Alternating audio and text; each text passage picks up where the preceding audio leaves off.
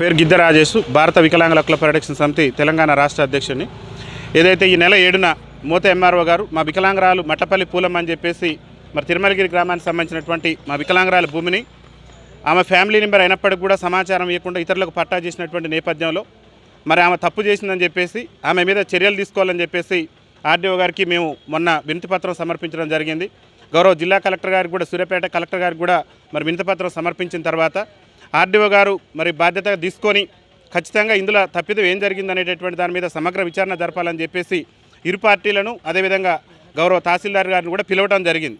పిలిచిన తర్వాత విచారణలో కూడా మరి మట్టపల్లి పూలమ్మ అనేటటువంటి మా వికలాంగురాలకి న్యాయబద్ధంగా రావాల్సినటువంటి వాటాకు సంబంధించి వాటా ఇవ్వకపోగా కనీసం రిజిస్ట్రేషన్ జరిగేటటువంటి సందర్భంలో ఫ్యామిలీ మెంబర్ అయినటువంటి మా వికలాంగురాలకి కనీసం నోటీసులు కూడా పంపకుండా మరి అక్రమంగా రిజిస్ట్రేషన్ చేసినటువంటి విషయం ఆర్డీఓ గారి విచారణలో కూడా ఈరోజు స్పష్టమైంది.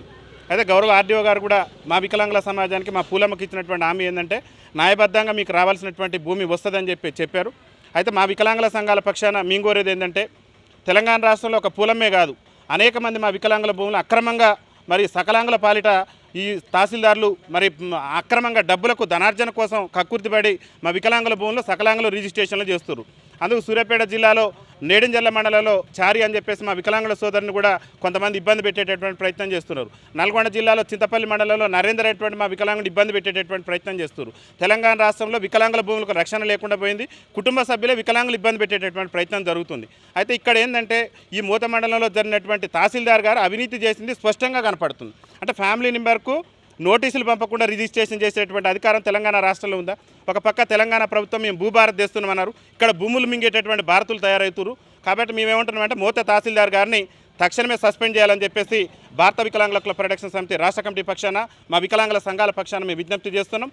మోత తహసీల్దార్ గారిని కనుక సస్పెండ్ చేయకుంటే తెలంగాణ రాష్ట్ర సచివాలయంలో లక్షలాది మంది వికలాంగులతో సచివాలయాన్ని కూడా ముట్టడిస్తామని చెప్పేసి తెలియజేస్తూ మా వికలాంగురాలకి రావాల్సిన న్యాయబద్ధమైనటువంటి వాటా ప్రకారం భూమి ఇవ్వాల్సిందే, తప్పు చేసినటువంటి తహసీల్దార్ మీద చర్యలు తీసుకోవాల్సింది. ఆ చర్యలు తీసుకుంటే మాత్రం ఎంతటి పోరాటానికైనా, ఎంత విధ్వంసం సృష్టించైనా సరే మా వికలాంగురాలకు న్యాయం జరిగేంత వరకు మా యొక్క పోరాటం ఉంటుంది.